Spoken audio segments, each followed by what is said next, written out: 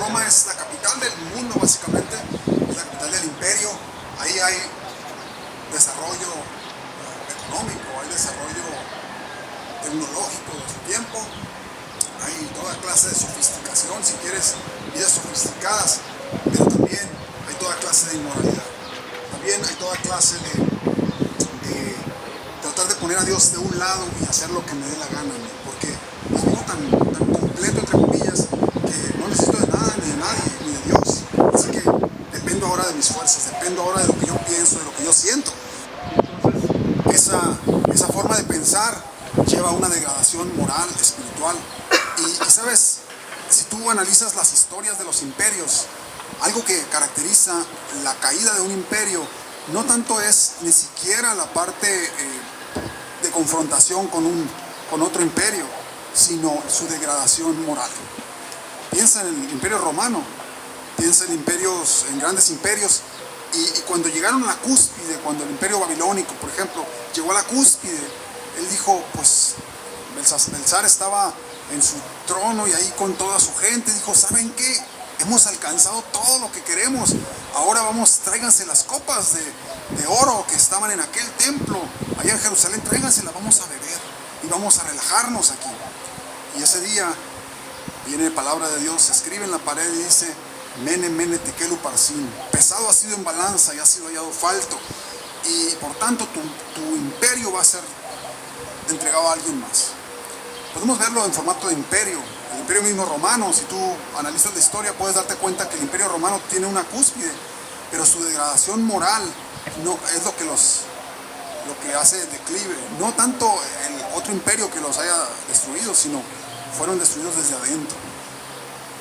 Y cuando vemos la historia podemos decir, bueno, pues esa es la historia, sí, pero yo te quiero llevar a una reflexión personal respecto a lo mismo. Cuando tú piensas que has logrado cosas, piensas que tienes todo lo que pudieras tener, de repente pudiera ser como el caso de los romanos, que empezaras a pensar, bueno, no necesito tanto a Dios, creo que yo me solvento solo, creo que yo la puedo hacer solo, y empieza esa degradación despacio, casi sin notarse, empezar a dejar la vida espiritual, empezar a dejar hábitos, prácticas que te mantenían firme, y ahora empieza esa degradación. Y como dicen por ahí, no es la acción principal lo que sucede, sino pequeñas acciones que te van llevando hacia un rumbo donde de repente dices, yo jamás me imaginé estar aquí, pero fueron pequeñas acciones las que te fueron llevando hasta ese lugar. Así que los romanos, este grupo de personas que vivían en Roma, había un grupo de cristianos también en ese lugar, y Pablo les advierte, tengan cuidado con esta situación, que en tu alrededor está sucediendo eso, que a ustedes no les suceda. Era la instrucción del apóstol Pablo. Vamos a estar basando nuestra reflexión en la parte del capítulo 1, del 25 al 32, en esa parte donde habla de algo muy, muy fuerte, y quiero llevarlos a esa reflexión. Romanos 1, del 25 al 32. La primera declaratoria que hace esta instrucción o esta palabra dice que cambiaron la verdad de Dios por la mentira. ¿Qué son los primeros pasos que puede suceder cuando alguien no tiene ese encuentro con Dios, o aunque lo hayas tenido, pero estás descuidando tu vida cristiana, tu relación con Dios? Cambias la verdad por la mentira. Así que el problema no empieza en qué acciones comienzas a realizar, sino en qué pensamientos dejas que empiecen a penetrar aquí. ¿Qué pensamientos alojas en tu mente? Porque ahí empieza la degradación. No tanto en las acciones que realices, sino aquí. ¿Qué pensamiento permito que empiecen a filtrarse en mi mente? Esta semana hablábamos en los centuriones de la importancia de la salud mental. Y la salud mental empieza con qué pensamientos permito que crucen hacia acá. No puedo evitar que estén por ahí revoloteando, pero lo que sí puedo evitar es que se queden fijos y hagan nido aquí en mi cabeza. Pensamientos de todo tipo. Así que la primera instrucción que Pablo les dice a estas personas, dice, lo que pasa, la situación que está enfrentando ese pueblo donde tú estás, Roma, es porque cambiaron la verdad de Dios. Así que cuando tú distorsionas la verdad de Dios, lo que era bueno ahora te parece malo. Pero lo que era malo ahora te parece bueno. Y dice Isaías, ay de los que a lo malo le dicen bueno, y a lo bueno malo, que hacen de las tinieblas luz y de las y ponen lo amargo por dulce y lo dulce por amargo. Ay de esas personas. Y tú y yo nos hemos encontrado con muchas personas de esas, que le dicen, para hombres con carácter. Ahí está ese anuncio que dice ahí arriba, ¿no? A lo bueno le llaman malo y a lo malo le llaman bueno. En realidad lo que está diciendo para hombres faltos de carácter. Aquí está esto. Es en realidad lo que está diciendo. Ese anuncio espectacular ahí, ya sabes de qué estoy hablando. Así que cuando la verdad está distorsionando, hay pensamientos en nuestra mente que están siendo distorsionados. Lo temporal ahora te parece eterno. Es decir, aquello que tú deberías disfrutar de forma temporal, sabiendo que es temporal y lo disfrutas porque es temporal, ahora piensas que es el todo a lo que tienes que dedicar tu vida para disfrutar eso temporal y pierdes de vista la eternidad por lo temporal. Cuando tú y yo empezamos a adorar lo creado en vez del creador. Los versículos anteriores, días anteriores que hablábamos de este mismo capítulo, decía que las personas empezaron a adorar a las criaturas antes que al creador. Y ahí empieza esa degradación, cuando aquello que Dios ha hecho para que lo disfrutemos se convierte en nuestro ídolo, se convierte en un objeto de nuestra adoración. No estoy hablando necesariamente de los ídolos que tienen una figura, que son de yeso o de piedra pintada en alguna zona. No estoy hablando ni siquiera de esos. De esos, obviamente la palabra de Dios habla acerca de ello. Y dice que no tengamos, que ni nos inclinemos a ella, ni las honremos, ni adoremos, ni nada de eso. Que tienen ojos y no pueden ver, tienen oídos, no pueden escuchar, tienen manos, no pueden palpar, y semejantes a ellos son todos los que la adoran. Es lo que dice la Escritura. Pero yo no siquiera estoy hablando de eso. Estoy hablando de que cosas que Dios permite en tu vida de repente pueden tomar la posición que Dios debería tener.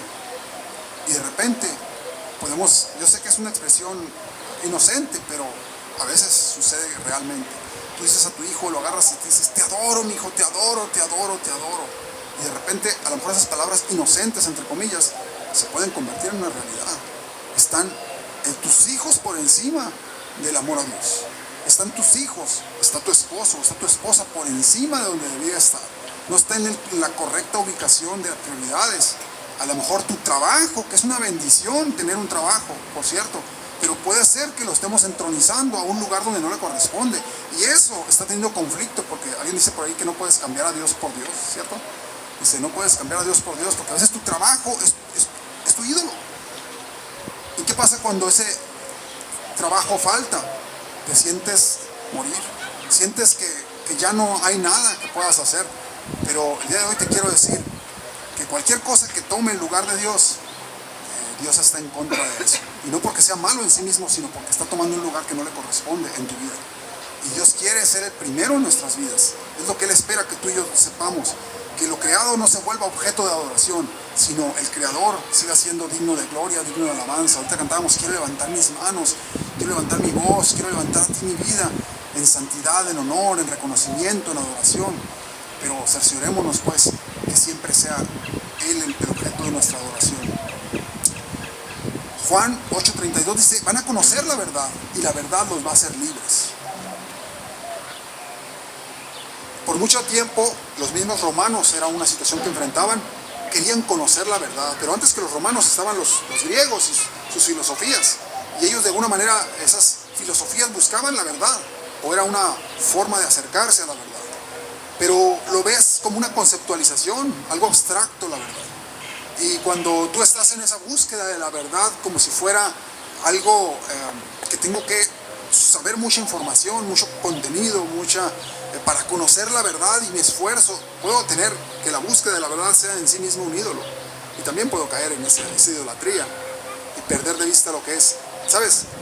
Cuando tú y yo entendemos que la verdad no es más filosofía, más conocimiento, más datos, más YouTube, más Google, más inteligencia artificial, más, quiero conocer más sobre este tema, aquel otro.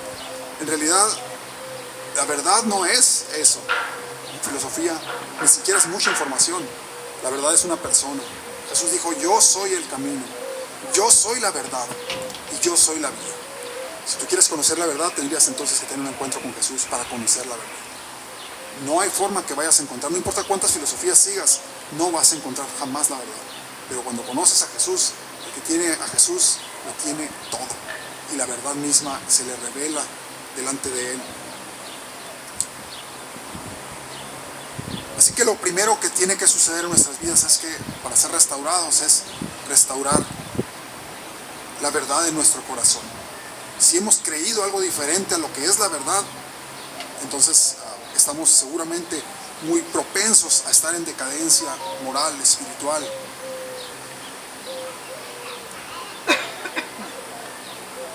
Esta segunda parte me parece sumamente fuerte. Cuando yo le hablaba a mi esposa, siempre platicamos de lo que voy a hablar. Y yo le decía, esta parte me parece impresionante. Romanos 1:28. Como ellos no aprobaron el tener en cuenta a Dios, Dios los entregó a una mente reprobada para hacer cosas que no convienen. Y es cierto, en ese pasaje tú puedes leer que habla específicamente, pero no solamente de ello, y después amplía el contexto.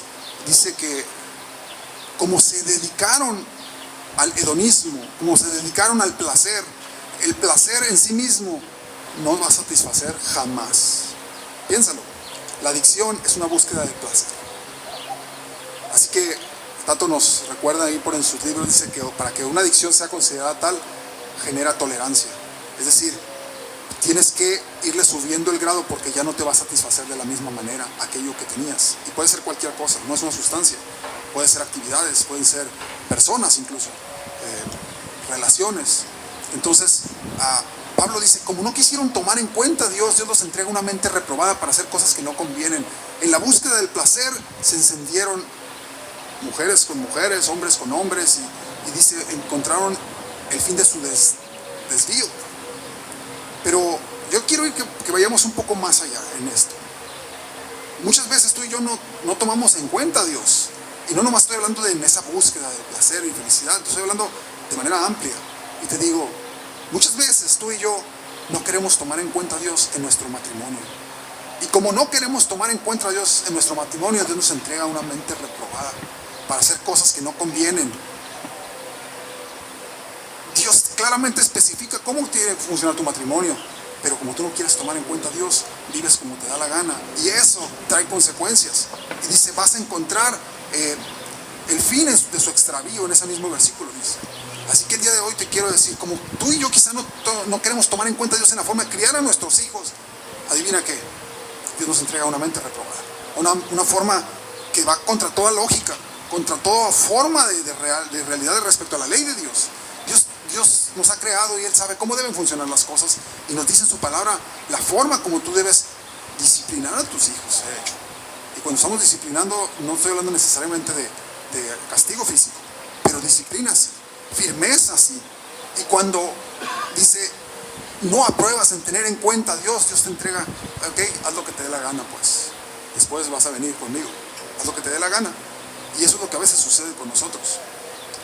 Es como cuando la mujer te dice, haz lo que te dé la gana, ¿no? Y tú crees que significa hacer lo que te da la gana. No, significa no hagas nada, porque si haces lo que hagas, va a haber consecuencias. Pero así Dios nos ha dicho tantas veces que dice, bueno, pues hagan lo que les dé la gana.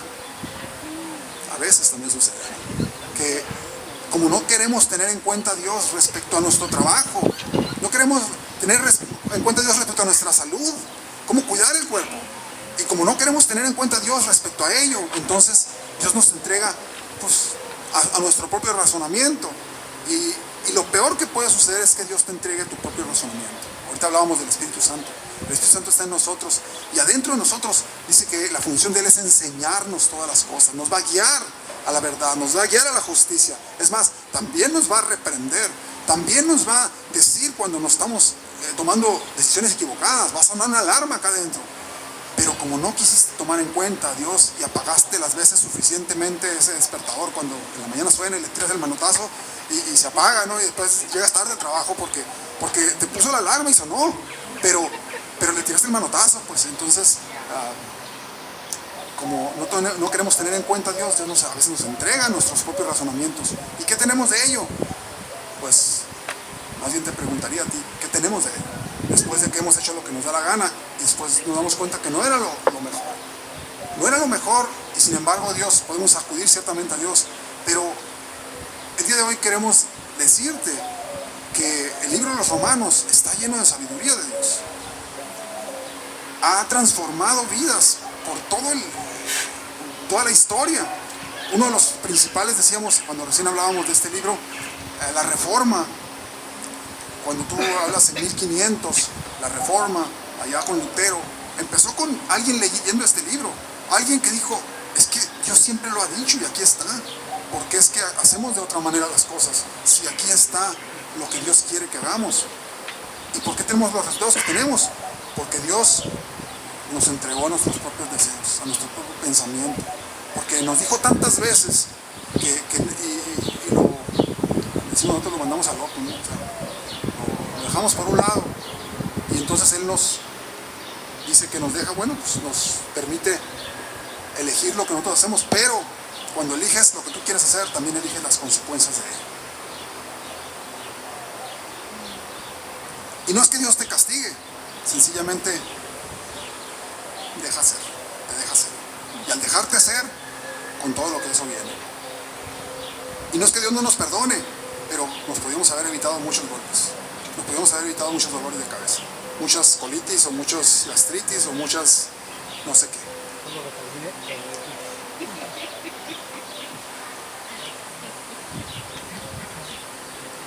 Versículo 26, 27, 28, Romanos nos habla de formas en que Dios nos deja hacer, formas en que Dios nos permite hacer aquello que aparentemente Él está diciendo, no lo hagas, pero cuando tú estás suficientemente insistente en aquello, Él dice, ok, tienes libre albedrío, si quieres lo puedes hacer, aunque vienen consecuencias, y tú dices, sí lo quiero hacer, ok. Dice el 26 que Él nos entregó a pasiones desordenadas. El sexo es parte de lo que Dios diseñó para el hombre, para la mujer. Es parte de su diseño perfecto. Sin embargo, como no quisimos tener en cuenta a Dios, Él ha entregado una mente reprobada para hacer cosas que no convienen respecto al sexo. Y alguien piensa que el sexo es malo. No, el sexo no es malo. El sexo está dentro del diseño de Dios, dentro del marco que Él puso, que es el matrimonio. Es una unión perfecta. Sin embargo, cuando lo sacas de ese espacio del matrimonio, entonces volteas a tu alrededor y ves todo lo que tienes alrededor. Ves todos los problemas que estamos enfrentando cuando no queremos tomar en cuenta a Dios respecto a esa área específica de nuestra vida, que es el sexo.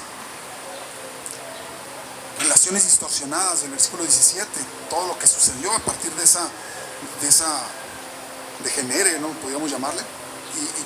Y a lo mejor tú y yo volteamos, estamos leyendo el libro de los Romanos, pero en realidad nos estamos acordando de situaciones que estamos viendo en el día a día. No es que haya pasado de moda, es que está tan real como el día de hoy. Y esa mente reprobada del versículo 28 que menciona, es cuando ya no tienes la capacidad de discernir el bien del mal. Dios nos creó con la conciencia, como si fuera una brújula interna.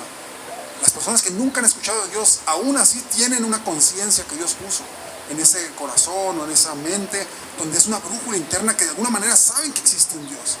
Pablo les decía a Atenas, a los atenienses, Dios no ha quedado sin hablar. Nunca ha quedado sin hablar, sin decir. Su creación misma habla de Él. Las cosas que podemos ver alrededor hablan de ese poder de Dios, de ese creador. Entonces, para que lo busquemos y lo encontremos. Pero cuando suficientemente veces hemos estado callando y diciendo, no, eso no, quiero esto, lo que siento acá adentro, y empiezo a ir en mis propias direcciones, entonces vienen los problemas y vienen las situaciones. El Salmo 81:12 dice, los dejé por tanto a la dureza de su corazón. Está hablando del pueblo de Israel, que Él les llamaba continuamente y sin cesar, acérquense, busquen, cuando ellos dijeron no. Dice también en Jeremías, párense en los caminos y pregunten por las sendas antiguas, para que busquen y encuentren el buen camino. Y ustedes dijeron, no preguntaremos y no andaremos. Es decir, hay una necedad, y esa necedad, Dios dice, ok, adelante, pero con ello también vienen consecuencias. Gálatas 6:7 nos recuerda: tengan cuidado, de Dios nadie se burla. Todo lo que el hombre siembra, también va a cosechar. Otra versión dice: no se hagan tontos, de Dios nadie se burla. Todo lo que el hombre siembra, va a cosechar. Lo que siembras vas a cosechar. Y eso es lo que el día de hoy Dios nos está advirtiendo. Lo que tú y yo no rindamos ante Dios, que sepamos que estamos batallando con aquello y no lo rindamos ante Dios. Y no, escuché esta frase esta semana, y dice: si estás buscando razones para hacer algo, no lo hagas. Y si estás buscando razones para no hacer algo, entonces hazlo. Porque seguramente tienes que hacerlo, pero estás buscando justificación como no, y a lo mejor como sí. Entonces,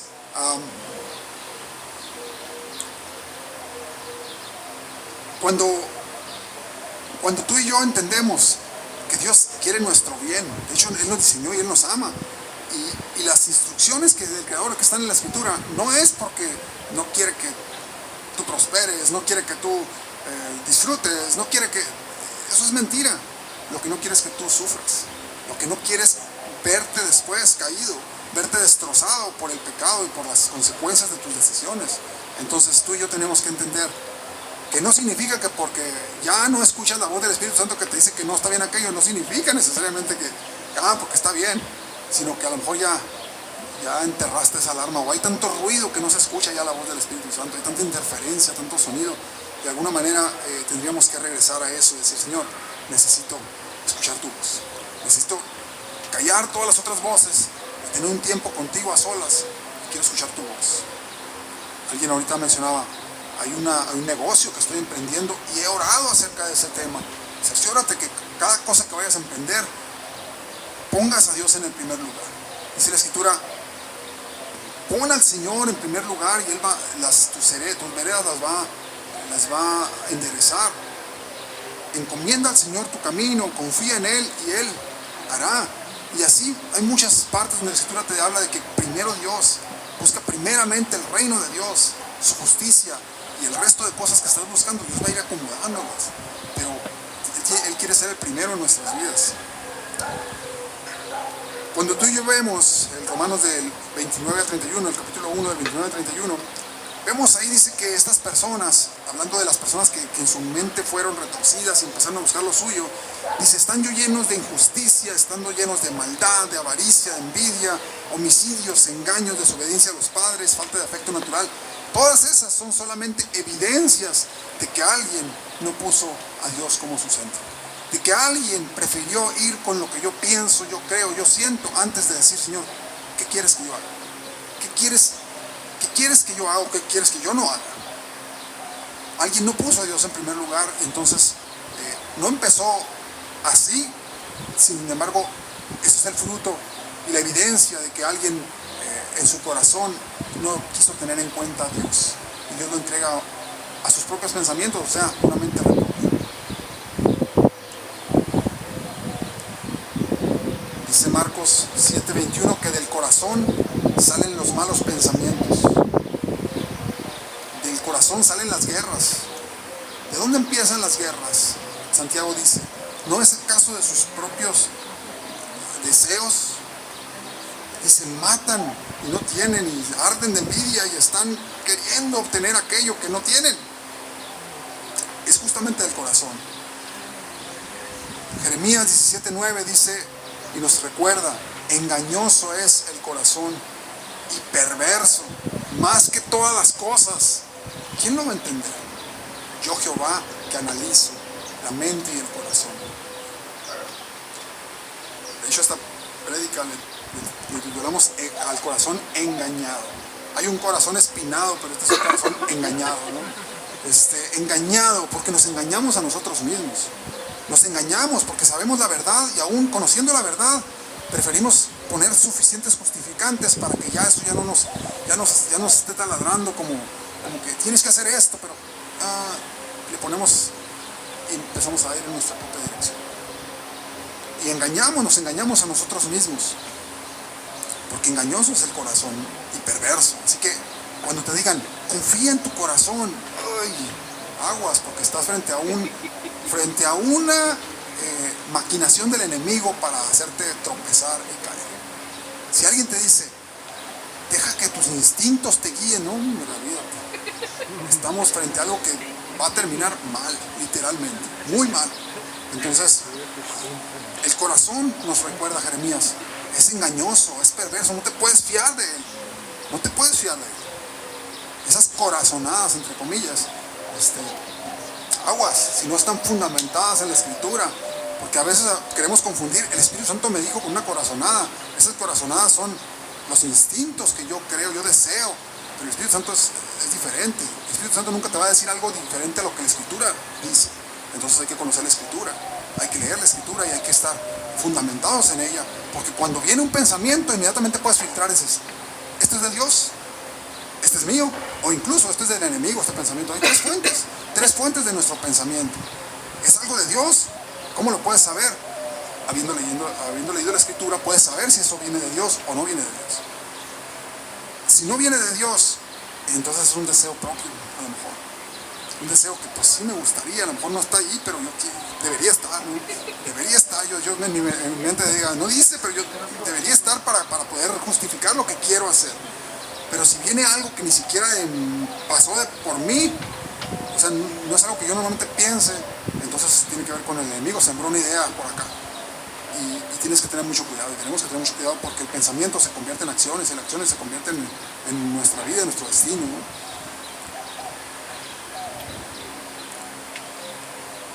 Romanos 1:32 nos hace una advertencia brutal que para ti y para mí en este tiempo necesitamos poner mucha atención, porque hay un disfraz de una palabra llamada tolerancia, en un disfraz de esto que vamos a decir.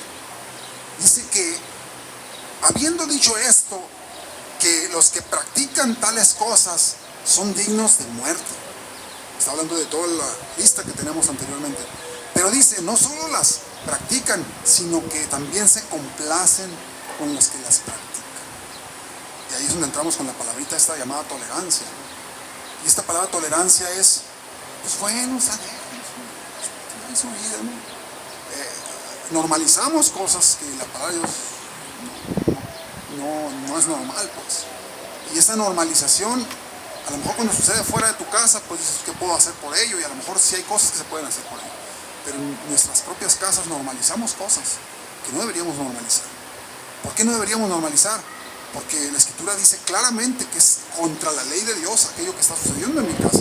Y tú y yo no podríamos normalizar algo que está explícitamente en contra de Dios y su palabra, si es que queremos que nos vaya bien. Así que podemos saber que hay una degradación máxima, que ha tocado un punto máximo de degradación, cuando no solamente lo hacemos, sino que celebramos a aquellos que lo hacen. Y tú y yo podemos celebrarlo, y tenemos que tener mucho cuidado.